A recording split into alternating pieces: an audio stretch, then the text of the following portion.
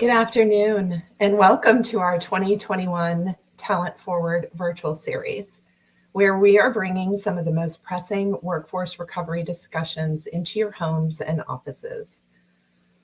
Unlike at any time in recent memory, our topic today, childcare, is the issue on everyone's minds. The press is covering it. Employers are engaged, I would say, like never before, strategizing on how to support their employees.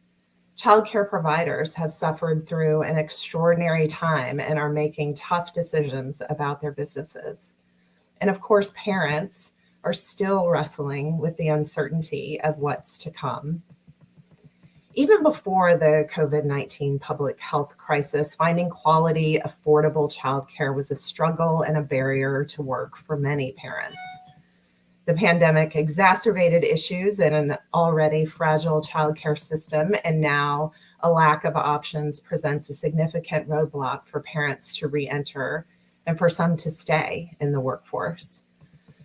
As with everything we have discussed during this series, we realize there is no one solution that will work for all families or employers or communities. But what has become clear is the need to create a childcare system to fully support working parents and the businesses in which they serve, and most importantly, the needs of children. I'm really grateful for the experts who are joining us today. First, we have those that are living and breathing the challenges of supporting working parents with care options. And later in the program, we'll talk to two experts who have probably forgotten more than I'll ever know on the topic and are working tirelessly for a better system. So let's get right into that first discussion. I am joined this afternoon by two incredible leaders who are on the ground doing the hard work of ensuring parents have access to care and employers are equipped to support them in the way that makes sense for their company and their employees. Alessandra Lasama, Tutris, founder and CEO. Thank you so much for joining us here this afternoon, Alessandra. I'm delighted to be here. Thank you for inviting me to this very important conversation. Absolutely. We are also joined by Lilia Vergara. She is the Director of Human Resources for Dr. Bronner's. Lilia, thank you so much for being here this afternoon. Yeah, thanks for having me. So let's get right into it. And I'll start with you, Alessandra. Tell us, I was just recently introduced to Tutris, and I'm so excited that I was and thrilled that you're here and have brought Lilia to the conversation. But tell the audience who might not be as familiar, tell us about Tutris and tell us how you are working directly with employers and really addressing their needs. Absolutely. So Tutris is reinventing childcare, making it convenient, affordable, and on demand. We decided when we founded this company that we really wanted to create a universal platform where all the different shareholders within the childcare space could connect in real time to source the right childcare program for working parents as well as those providers, whether they be a family childcare program or a center-based program, could connect with all those families that are looking to place their children in an early childhood education program. And so, as you mentioned, many of the challenges have always been, how do we connect those families with the right program so that children are best served and so that every child has access to early childhood education, especially in those very, very early 5 years of life, which, as we know, are critical to the developmental milestones of children in kindergarten readiness. So Tutris is a online platform that has today over 122,000 different childcare programs that any working parent can access directly online on their computer or via their app. And they can search for in real time any kind of provider that meets their very specific requirements. Over 120 criteria, whether it be languages, whether it be types of meals, types of discipline for the program, whatever that specific requirement is, the parent can search, connect with that provider, and determine whether or not that is the right solution. And as it relates to employers, as a single mom, having been in the workforce for over 20 years, I'm going to say now, I recognize the challenge of moving my career forward when I didn't have a place for my child. And so as an executive, I then attempted to incorporate childcare solutions for my staff. And I found that there were a tremendous amount of barriers in doing that, whether I didn't have the opportunity to do childcare on site, or whether I didn't have know-how to engage with childcare providers to enroll the children of my staff. Anyhow, long story short is that this universal platform that Tutris has created gives employers access to all those thousands of different providers that have real-time availability, so their workforce can very easily connect with them and enroll their children, and most importantly, making it a turnkey solution for even the smallest of company to incorporate a contribution towards enrollment fees and or the management of FSA accounts, or all of the bells and whistles that go behind providing a benefit to employees. That is fantastic. And I love the turnkey sort of piece of it, right? You're really supporting employers and things that they may need your sort of expertise and support to sort of run that, or actually to even in some ways sometimes help them figure out exactly what it is they might need for their employees, and you can help them discover that. Lilia, I'd love to hear about Dr. Bronner's. Tell us a little bit about the company. Who are your employees? Who are you trying to find a solution for? And tell us about your experience working with Tutris. So Dr. Bronner's is the number one, produces the number one natural product within the organic and fair trade space. We do have over 300 employees here at our headquarters in Vista. And, we have a good split of about 160 employees that are still working on site that have to be here every day. And we still have about another 140 employees that are working remote. And that could range from office personnel to marketing and sales. But a lot of our parents still have that need of childcare, whether they're working on site or whether they're working from home. That need didn't change because the kids still needed, whether it was school or some help with before or after care. So that need didn't go away, regardless of where our parents were working. So Tutris came around, and so our employee surveys kept coming up with the stress of childcare, and our parents, it didn't matter whether they were remote or working on site, the need was still there. So we partnered with Tutris, knowing how easy it was for our parents to be able to find the childcare that they needed, because as you know, during the pandemic, you couldn't go visit 5 or 10 locations. This platform allows me to do it all online. So it made it very easy for our parents to find locations, see what it looked like, but also be able to pay directly onto the platform, which Dr. Bronner's pays a portion of it. So it just made it very easy for parents and for us to be able to have that childcare payment and have a safe space for them to attend. And I would suspect, just given like you said, you've got some people remote, you've got some people in person, everybody has a different need, right? Some people might need some backup or some day-to-day or some, sort of emergency care. Does Tutris sort of offer that for you as a whole sort of suite of options that the individual parent can decide what is best for them? Yeah, so that's the beauty of Tutris. They have here in San Diego, there's a huge network. So parents are able to pick for if they need before or after care, whether it's weekend or even more of an independent type of setup.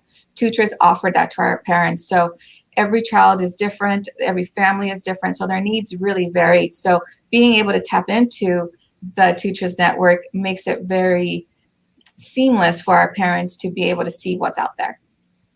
That's awesome. Alessandra, tell us about what you've seen, or if you've seen anything, a shift over the last 12 to 18 months during this public health crisis, what have you seen in terms of your relationships with employers?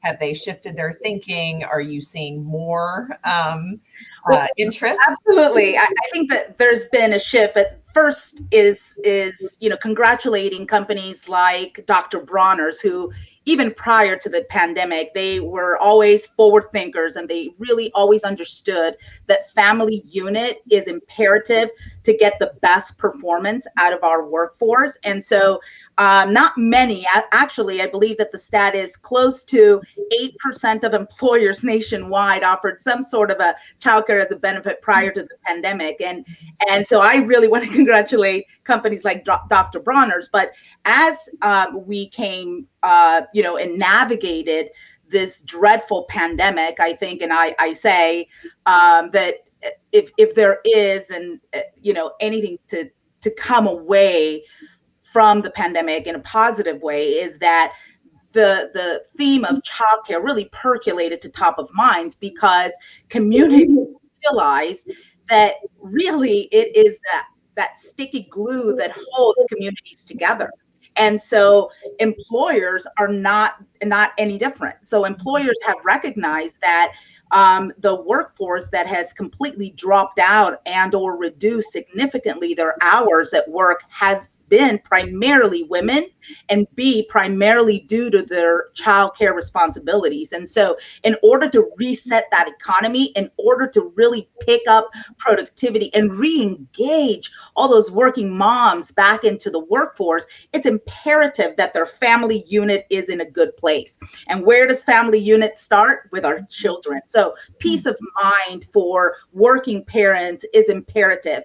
And unless we know that they're in a great place that meets the requirements that are specific to my child, it's a really big challenge. And so we're very fortunate to see and having now been a couple of months since the reopening, especially in California, where we're headquartered, to see that employers are proactively looking to engage with us, partnering with us to see what best way to structure that childcare as a benefit, whether they have deep pockets to contribute, to the enrollment fees, or whether they need a simplified solution just to ensure and guarantee that their staff can have access. Think about all the specific requirements. Going back to Lilia's comment, there are all sorts of shifts, right, in the workforce. So there's swing shifts, there's graveyard shifts, there's weekend shifts. So depending on what industry, and childcare needs are across all of those shifts. So by the mere fact that we have such a large network of providers that have all of the different characteristics that are required by employees, whether it be, in the geography that they need, close to home or close to work, right, or close to a neighbor, or close to a relative, the language, right, whether it's a special needs situation, right, we have that access for employers. And so with a very basic partner agreement, we can turn up a childcare as a benefit solution within a couple weeks of a initial partnership with the smallest employer to the largest employer. That's really wonderful. And I had a couple of just comments or reactions based on things you said. One of the things you mentioned, sort of the silver lining of this tragic situation that we've all been living through. But I do think the spotlight on childcare as a workforce issue, which is something we've been talking about at the chamber for a while, is really, I think, what made people sort of think differently, right? The impact on the economy. It's not that we don't care about it as a important educational foundation for our children, but I think it was, it's this bottom line sort of, this is impacting our ability to get back to normal, right? And so and I've heard this from others, they say, regardless of sort of where you are on the political spectrum or where you are as in terms of a stakeholder in this issue, talking about it as a workforce issue really resonates. And so I think that sort of is part of the is part of what has brought us all here today. And then, you ended talking about being able to turn on this benefit. We had this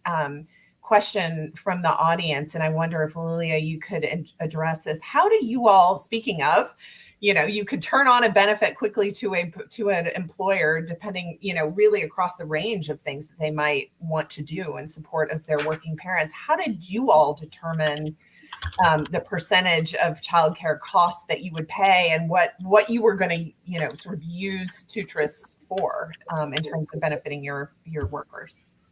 Yeah, so we initially, pre-COVID, we had a child care assistance program of $5,000, which was just a number that we came up with based on average cost of childcare and just knowing our employee population. So that was a number we came up with.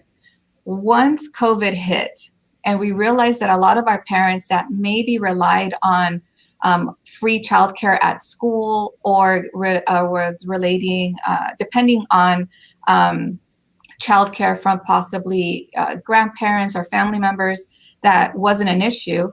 Now with the pandemic, where there had to be a little bit more boundaries created, some of our parents started to see, oh, I can't rely on that childcare anymore. Now I need before or after care.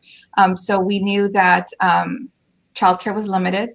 The cost was quite higher. So we increased it to $7,500 a year to help pay for that cost.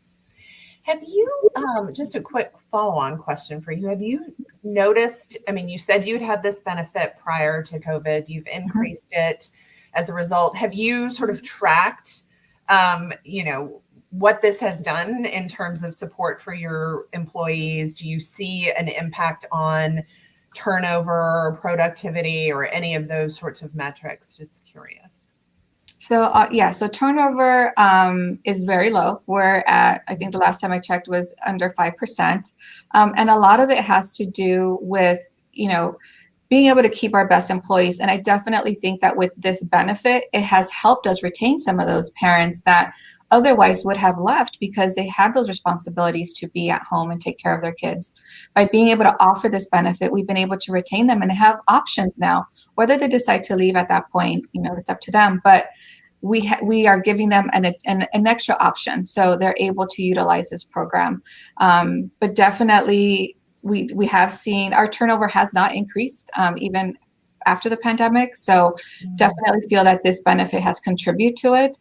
And we've consistently have heard from our employees through various surveys that childcare is a concern and a stressor. So as we continue to hear that, we realize, okay, we need a program to help offset that and be an option for parents. So we definitely feel that there's also a sense of calmness, or anxiety levels are not as high, at least not for the childcare side, once they're able to find a provider. What about on the recruiting side? Is it a benefit that you used to recruit? You don't have a lot of turnover, so that's a good thing. But we have a lot of openings because we've taken off this last year. So yeah, but as we recruit, that is one of the options that we continue to talk about because our benefit package is amazing. But childcare does come up. They do ask, what's the limit or what's the maximum? How does this Tutris program play about? And what if I have a provider that I would like to be part of this network? So that conversation does come up. But yes, the childcare and the medical coverage are our top questions when we're talking with new candidates. So great. Alessandra, let's talk about small and medium-sized businesses. Sure. You referenced it earlier. You talked about it as a sort of key constituency for you guys, I guess. What do you hear from them, or how do you, are they how do they deal with this? It's, childcare is not a cheap benefit, and they're, trying to, stay within their margins. What are you hearing from them?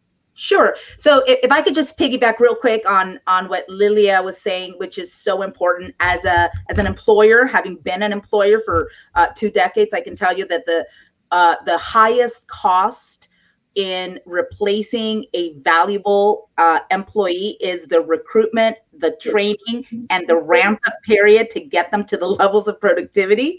And so the viewpoint that a forward thinking organization such as Dr. Bronner's has taken in really understanding that retention has the highest yielding ROI for them, because it can be as costly as spending 100% or 150% an employee's wage just to replace them before they even start to produce their production at the levels in which a valuable employee that we had in the past. So it's important to note that as we're thinking about the large employer, well, they've got deep pockets and a lot of resources. Typically, they have in-house, recruiters to help them with that turnover if they have that turnover. But now getting back to your question, in why a huge emphasis that we have at Tutris is in assisting the medium and small size businesses, is because think about a business with 5 employees losing a valuable employee, right? They've lost a significant portion of their productivity, and the pain involved and the cost involved in replacing that resource can really devastate their operation. And that is true all the way, across the board for SMBs. And so the fact that they can incorporate a childcare as a benefit for as little as $20 per employee with a resource tool that gives access to their workforce to engage with the different types of providers is a haven. It's like let me take a New York microsecond to decide whether or not this is a benefit that I need to incorporate into my operation. And it truly gives them a competitive advantage to stay in markets and compete with the larger organizations, because if we think about who's having babies and who has those 0 to 5 kids, mostly we're talking about now millennials and Generation Z, right? Gen Zs. And as we look at them, coming up into the workforce, we know that in the next 5 to 10 years, they're going to make up that 30-40% of our workforce. And so what is imperative to this new upcoming generation is home work balance, or right work home balance. I said it backwards, but same thing, right?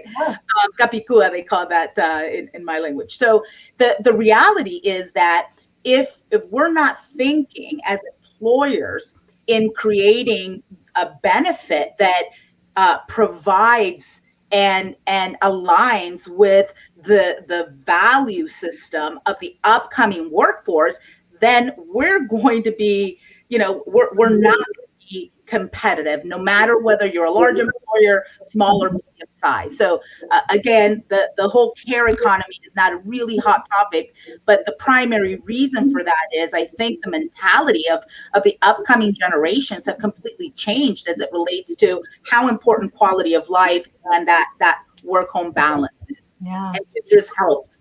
I want to ask you this question that came in from the audience. As the U.S. Chamber, a big, sort of constituency for us are our state and local chambers all over the country. And I know you're well aware of them at Tutris because you're a member of some local chambers.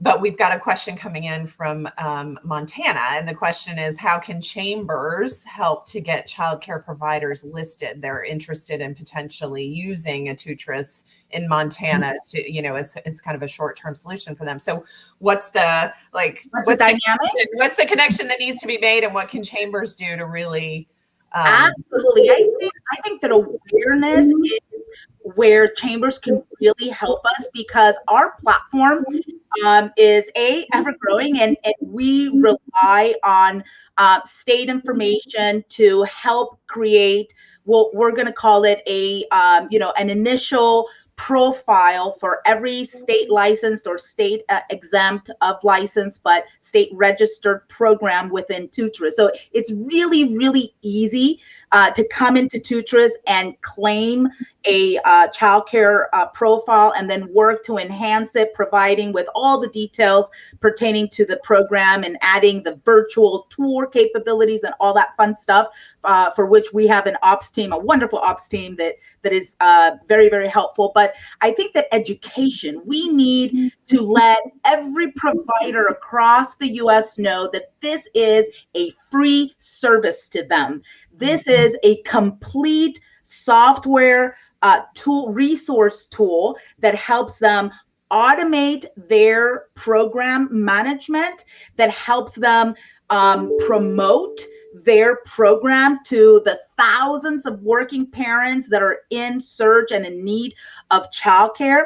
It helps them connect directly. We're not the middlemen. It helps them connect directly with these families. And more importantly, it helps them tap into this huge and growing pipeline of employers that are subsidizing and sponsoring childcare solutions for their workforce, so that they can in turn, open enrollments for these parents. So chambers really could have a significant role in helping us bring the awareness to all the markets and letting providers know that this is a resource tool designed also to help them be more profitable, because as you know, supply and demand is off. We're in a deficit, right? At least, prior to COVID, it was close to 44% deficit in 0 to 5 care to the demand. And so in order to encourage more, entrepreneurial, spirited individuals and lots of moms that would be fantastic, that love children, right? Opening a family childcare program, they need to know that there are resource tools to support them and to set them up for success. And that is part of what Tutris does for the entire childcare economy. We've created a very powerful resource tool for the smallest childcare provider, in-home childcare program, or the most sophisticated center-based childcare program to adopt at no cost to them, to be in the network and accept enrollments from employers and parents and everyone at large. Yeah, and I think, not that you need a middleman in this process, but chambers obviously also have the employers as their members. So then once you're trying to get employers to understand this is an option for them and a pretty, as you said, turnkey tool that they can, for low cost, provide to their working parents. Lilia, I'd love to ask you maybe to think about and provide maybe, any advice that you would give to other employers who may be on the edge or thinking about what to do, or how do they even start? What's the first step? I think the first step should be for some of these employers to find out what the need is. Send out a simple survey. You'd be surprised how much employees would share with you if you ask all the right questions. And if childcare is a concern or just a benefit that you want to consider, definitely look at Tutris to see if that is a platform that'll work for you and your organization and your parents. But definitely checking in with them, checking in with the employees to see what their need is. You'd be surprised of how much they'll share with you on some of the concerns they have, and especially when it comes to childcare, it's a huge concern for parents. Because there's no business that's getting away from this. This isn't just a Dr. Bronner or a California shortage. This is across all sizes of organizations and all across the country. Thank you so much for saying that. And I want to just put a finer point on that. That is sort of the first step that we give to when we're talking to employers all the time. They come to us and say, we want to do something. We're like, do you even know what your employees need? That survey is so critical. Like, ask them first to do your homework before you try to start providing solutions. So we've got like 1 minute left. So I'm going to give you the last word, Alessandra. Thank you so much for being here. What would you say as sort of, I guess I'll ask you the same question that I asked Lilia. What would you say to an employer or a chamber who's out there saying, we want to provide solutions in this critical time? What's the first step they ought to take? I would say that in the times that we live in, if employers are not ready to take childcare and make it part of their benefits package, they're going to be the exception. And the reality is that in order to re-engage women in the workforce, which have taken such a huge hit during the pandemic, childcare solutions are imperative, and there isn't an excuse for employers. We have absolutely every option available for the smallest employer to the largest employer to incorporate childcare as a benefit. And speaking to what parents need, only second to healthcare is childcare. So childcare is not just a family issue. It's a business issue. And the sooner that employers recognize that and do something about it, the faster they're going to, re-engage full productivity and, get back to thrive. Thank you. Well, I cannot thank you both enough. So grateful for your perspectives. I think we learned a lot. I think we got some good tips. I think if we can engage more employers, which I know, we are every day. If we've got the childcare providers working hand in hand to meet the needs of workforce, I think we can really make a big dent into this crisis. So thank you so much, Alessandra, Lilia. Appreciate your being here. So there is obviously another really key player in the mix as we think about where solutions come from and how they can be implemented successfully, and that is government. And to help us tackle childcare from this perspective, we're joined this afternoon, as I mentioned earlier, from two wonderful colleagues and experts. First, we have Laura Kaloy, partner of Stride Policy Solutions. Laura, I want to thank you for joining us. So good to see your face. Good afternoon. Thank you, Cheryl. Absolutely. And Abby McCloskey, founder and principal of McCloskey Policy. Abby, it's so good to see you. I appreciate having both of you here. I cannot wait to dig into this conversation. You guys are so smart on these issues. So obviously before the pandemic, the childcare system was not, I would say, maybe working as effectively or optimally as we would want for families and for providers. And then the ongoing public health crisis has shown us two things. One, how important childcare is to the economy. We just talked a lot about that in the previous discussion. And secondly, and probably, frustratingly, there is no sort of one solution or silver bullet as much as we would like to think there could be to fixing that childcare system. So addressing the challenges we're seeing with childcare, access, affordability, quality is going to require short, medium, long-term attention and investment. I would love to start, would love to hear from both of you on this issue. What are some of the short-term sort of low-hanging fruit actions on childcare that enjoy bipartisan support? Some quick wins, potentially. Who wants to go first, Laura? Sure. I think you've touched on a really important point, first of all, and that is this was a known problem before the pandemic. And your previous guests have just done an excellent job of outlining what some innovation and innovative solutions can look like, both, during the pandemic and post-pandemic as we think about childcare as a workforce issue. I think there is agreement, no matter what your party affiliation is or your where you come across in terms of the spectrum of politics at this issue, that early childhood development matters. And so there's agreement that our babies, our infants, our toddlers, our preschoolers, their development really matters. There's also agreement, and you've talked about the affordability, the access to high quality childcare. And I also think there's agreement that we do not have the early childcare workforce that we need, the qualified people to actually provide the childcare.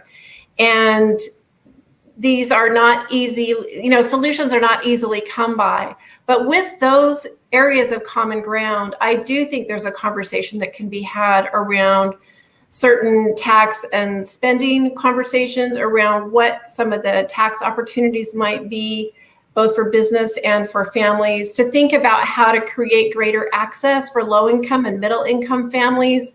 I know where I live in Northern Virginia, childcare costs as much as, in those first 4.5, 5 years, as much as a year at one of our major universities does. And that is just it's a price tag that is, very difficult no matter your income, but especially for low and middle income wage earners. So I think with these agreements, it's time for us to think about what that conversation looks like. And I'd love to hear from Abby. I know she's written extensively on this, but we also know Congress is trying to have this conversation, but there is no one bill that seems to be viable at this time. Abby, what do you think? Yeah, I agree with Laura that there's been this growing interest and recognition to better support working families. And while there's still a big gap, I think, between how maybe Democrats and Republicans would want to address that. And I don't know how low hanging of a fruit this is, Cheryl, but I would say, what is it?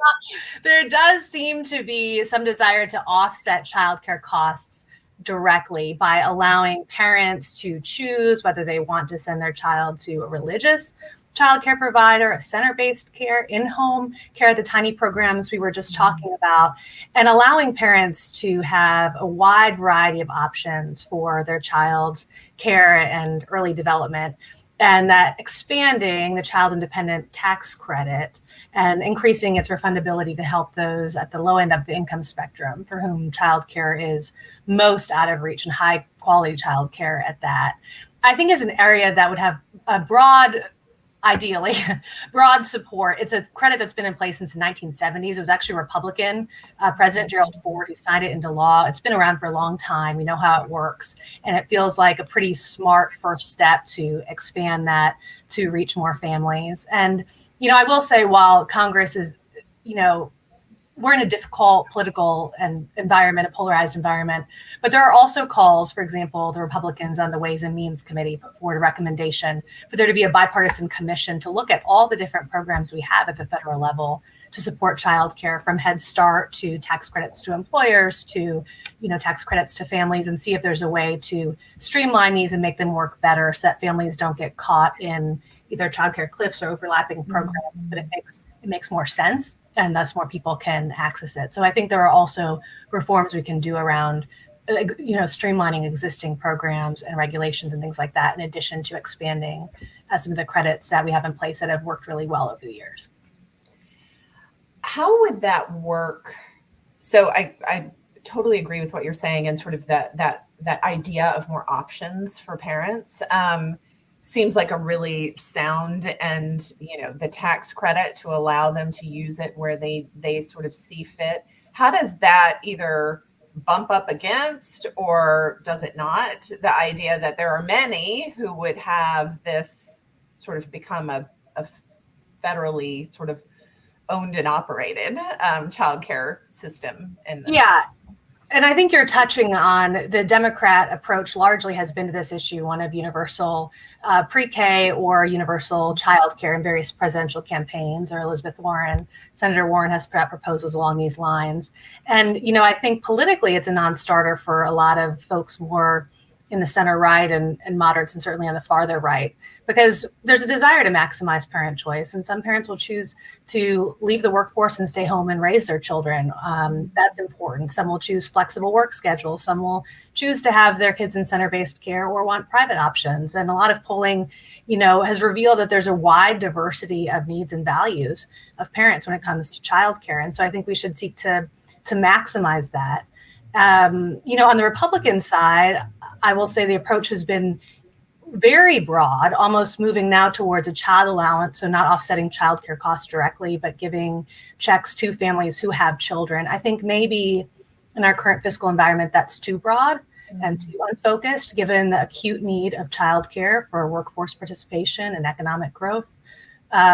Somewhere in between those two, to your point, between either the fully government run, everyone is in, universal childcare, what we've seen in Quebec, where I do think there's legitimate concerns about the outcomes for children and for parents in that type of system.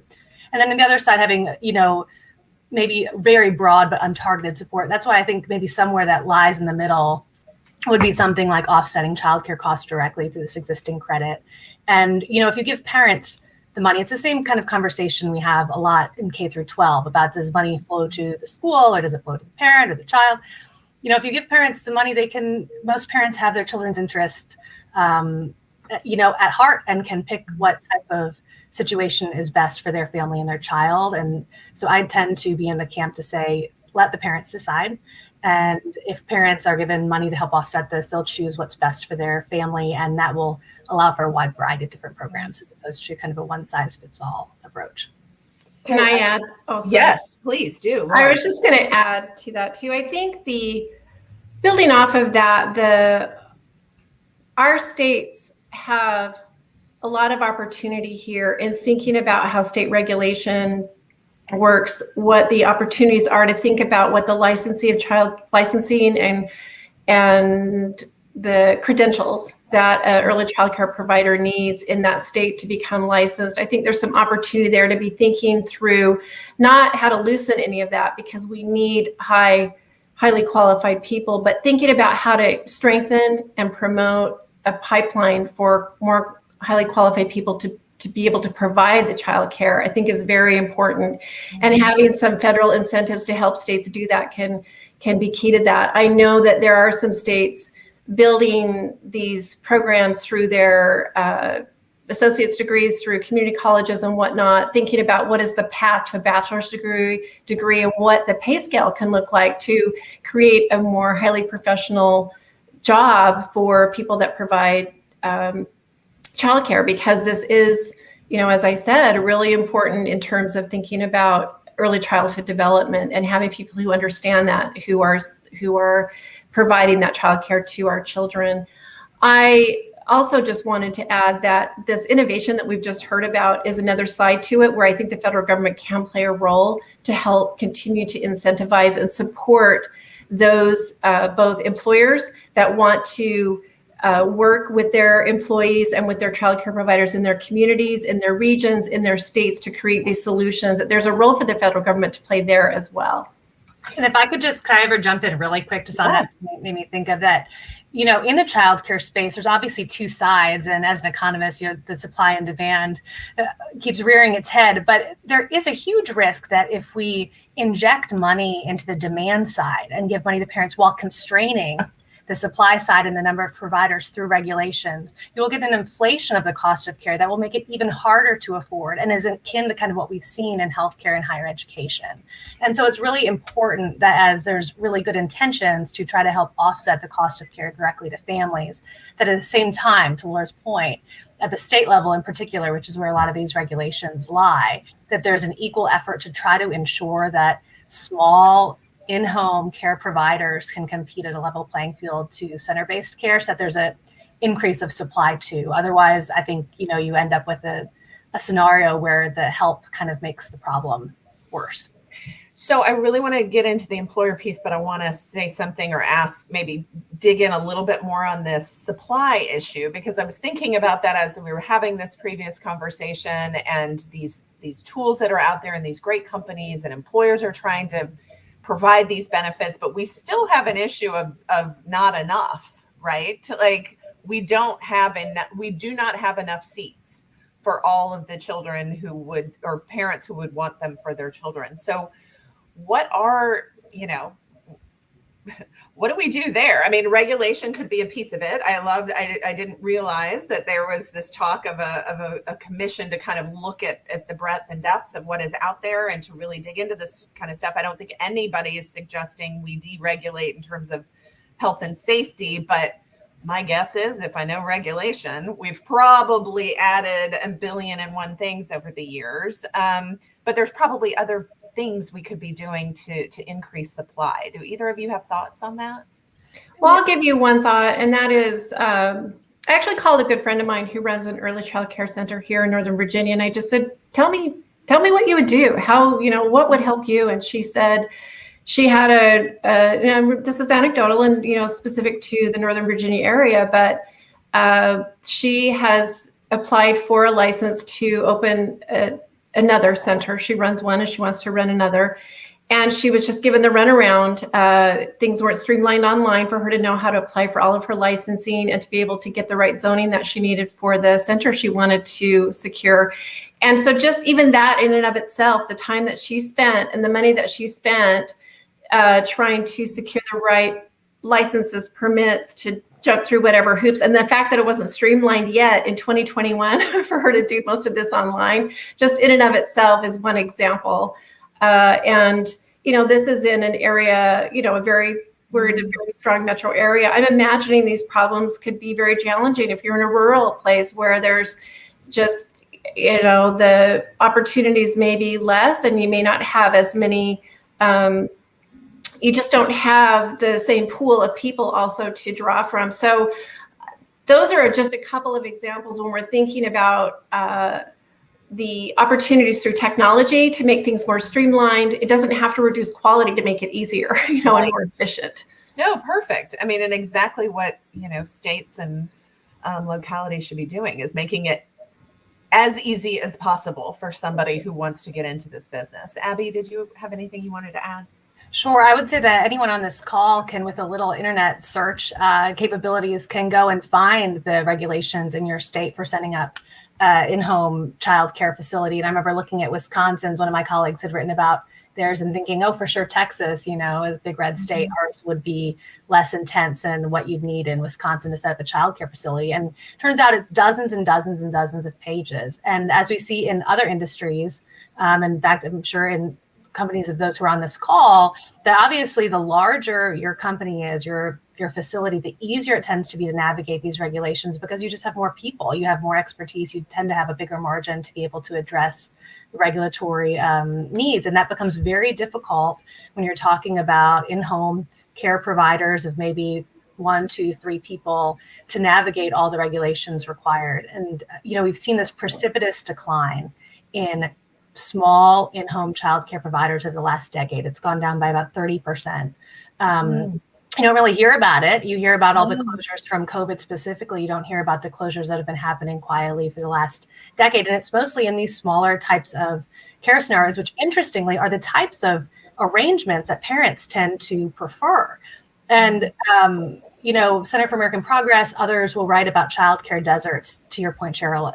I think it's somewhere about 30%.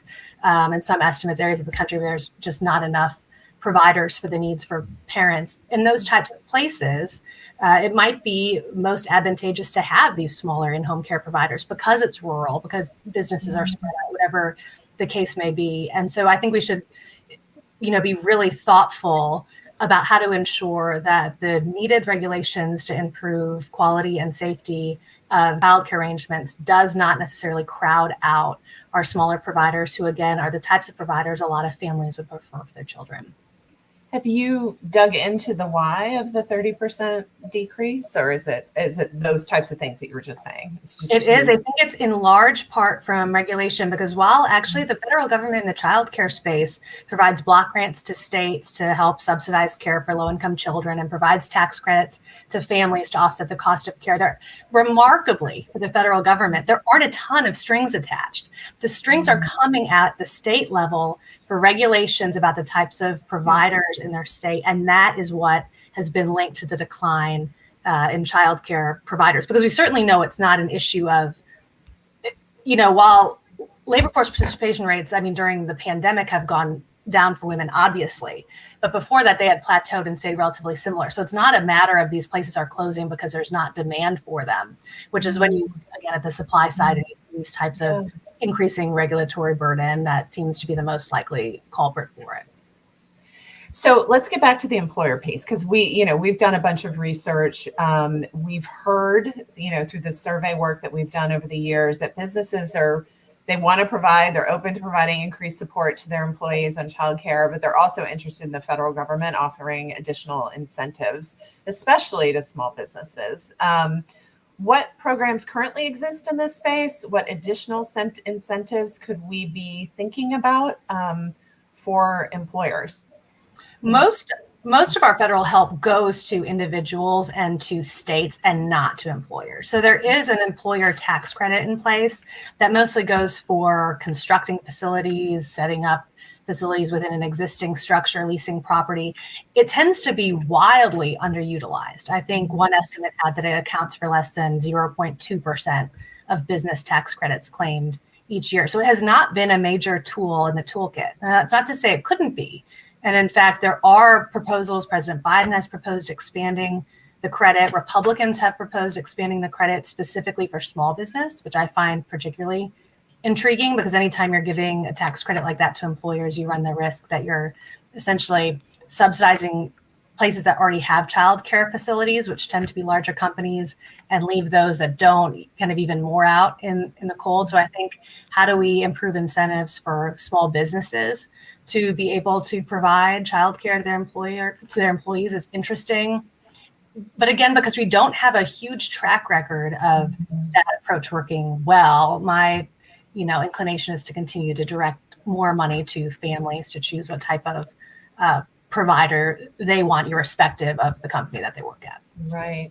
I just wanted to say, I also think that there's, we've evolved in our thinking, both society and then in thinking about how we fund things. There used to be a time when you just funded brick and mortar projects, right? And so tax incentives and credits went to brick and mortar settings. We're in a different time frame now, where maybe it might make sense to provide tax incentives to partnerships. You think about the guests you just had on the show, some opportunity for that kind of innovation, or running some pilot projects and collecting the data to see how it goes, and looking at it through the lens of what can we learn from this. I know that creates a longer lead in terms of when something could be more permanently offered to a broader and a wider community, but that might be what we need to do in the short term to help understand what our needs are really as a society moving forward. On the existing tax, is it a credit? Sorry, Abby, I'm blanking on that. And is it mostly for those who would provide on-site care, or it can go to other things? Because that was what I always understood it to be. And I thought, well, that is only going to be beneficial to a very few handful of people. And if the credit isn't that big, I'm sure the cost is overwhelming. Right. In fact, I think you have to spend $500,000 to access the whole part of the credit, which is only $140,000, which, again, irrespective of kind of how you slice the pie and which types of companies are eligible for it and how much the reimbursement rates are. The reality is you have to spend a lot of money to get some money back, which is just a hill that, especially in this current, environment, a lot of businesses aren't going to be able to summit. It has been called an employer like tax construction credit, because most of it has gone to construction of new facilities. And that's not totally an outmoded concept. I mean, President Biden's plan that will likely go through reconciliation also involves something similar, a credit for constructing, on-site care facilities or leasing with people who can. Again, I think there's different ways to deliver childcare support. I tend to support it going directly to parents to then decide, as opposed to funneling it through companies. But, there obviously is a lot of thinking and work that can be done there too. Well, I'd also be interested to know if in the course of that proposal to, for the sort of on-site care, how many employers do we think actually could access something like that and might be willing to? I mean, I don't know. There's a survey. There's a piece of research in here somewhere, I think, that can give us a little bit better data to really understand, is this actually the right solution to a problem? Right. And sometimes there is bipartisan agreement, because President Trump proposed something similar. There is bipartisan agreement around, it's just because something's bipartisan doesn't mean it's the best idea we have. But again, there's multiple ways to address the childcare debate. And I feel like that tends to be an underutilized one, and maybe rightfully so. So we've got a question coming in about this issue of regulation, and don't we want regulation when we're dealing with small children? And I think, I don't think anybody disagrees with that, but this issue of sort of, the viable profit margins, right? This is an area where you do not get in this business to make money. My assumption is, right? You're not, the margins are slim. We've seen this over the course of the last 18 months, certainly. Which then just, this isn't even actually the question that's being asked, but I'm curious about this issue of like setting market rates and things like that. And how are we deciding how much we, reimburse and that kind of thing? And is that an area where that is sort of ripe for relooking, or is that just too crazy of an idea? Well, one thing I would say is right now the money that flows from the federal government to states through the CCDBG, Childcare Development Block Grant. There you go. The states have decide the rate at which they subsidize families for that and who is eligible for that. So there is already some flexibility built into the current program. Now that is a program that is for a very defined population of families who have lower incomes. And Abby can add more because of, the economic packaging, the economics around this. But I think there is something to be learned through all the money that's been infused for that program through these federal stimulus programs, and how we learned from that to see, as eligibility was expanded in some states because of this influx of federal dollars, what are we learning about what do families need when it comes to that cost? Cheryl, that was my point in bringing this up. Yeah. And it's a perfect case in point for this, Ways and Means Committee recommendation for a bipartisan commission to look at what are all these existing programs and how do they interface with each other. Because when you do look at the block grants that go to states, only 20% of eligible children receive subsidies for childcare. And these eligible children, by the way, are from very poor families. Why is that? It's been chronically underfunded. And so, again, Cheryl, when you're asking, should we look again at where this money goes? I have 3 young kids. I don't like paying for childcare. I also don't like paying for my mortgage and all these other things, but I can. And so far, it hasn't impeded me from being in the workforce. So I think we need to think through, there's always a temptation to give support out widely, but to target our resources to the people for whom it is a significant barrier to work, and for whom they don't have enough money for their children to go to a high quality care environment, which has lifelong implications for that child and their trajectory. And so I would be very much in favor of directing much more of our support to a more narrow piece of the pie, and certainly starting with ensuring that families underneath the poverty line have sufficient access to childcare so that they can work and begin climbing the ladder of economic mobility and independence. I love that as a way to end, but I have one last thing to say, to ask you guys real quickly, because I've heard now from several people from the Hill and otherwise about the stimulus dollars and how they're being spent. And does anybody have a handle on it? And are states doing anything innovative? Are they doing anything at all? And so I don't know if each of you have, 15 seconds on that. And maybe it's as easy as to say, somebody's tracking it, but I'm just curious if you're seeing anything innovative happening in states with all of those dollars. So I don't think any one entity, no one's tracking it per se. And every state has the flexibility to use those dollars in ways that they deem necessary. And there was a lot of flexibility Congress gave the states because of the crisis that we've been in with COVID.